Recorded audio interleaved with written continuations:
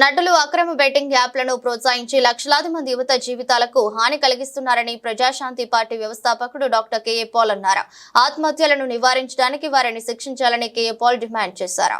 తెలంగాణ పోలీసులు మియాపూర్లో బెట్టింగ్ యాప్లను ప్రమోట్ చేస్తున్న యాక్టర్స్, హీరోయిన్స్ మీద కేసు పెట్టారు. చాలా మంచిది. ఈ యాక్టర్స్ కి, ఈ హీరోయిన్స్ కి ₹1 కోట్లు, 2 కోట్లు తీసుకొని బెట్టింగ్ యాప్లు ప్రమోట్ చేయడం న్యాయమా? తద్వారా ఇప్పుడు మహేందర్ 24 సంవత్సరాల అబ్బాయి డబ్బులు పోగొట్టుకొని సూసైడ్ చేసుకున్నాడు.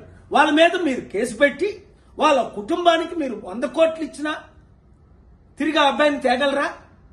ఇంకొక విషయం, పోలీసులు ఇలా కేసులు పెట్టినప్పుడు ఇన్వెస్టిగేషన్ అయిన తర్వాత మళ్ళీ కేసులు ఉపసంహరించుకుంటున్నారట. దానికి ఉదాహరణ మన అల్లు అర్జున్ జైల్లో పెట్టారు.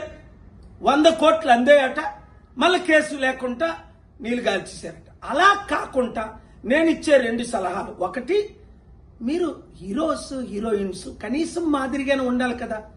మీరు 100 కోట్లు సంపాదించుకుంటున్నారు, మీరు సొంతంగా చారిటీలు చేయండి, లేదంటే నోరు మూసుకొని ఊరుకోండి. ఇంత కక్కులు ఎందుకు మరలా మీరు వాళ్ళ దగ్గర డబ్బులు తీసుకొని యాప్లు ప్రమోట్ చేయడం?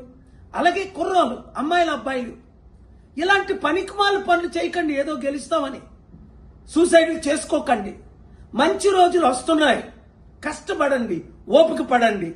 మార్పు రానున్నది. ఆ మార్పును మనం ప్రమోట్ చేస్తాం.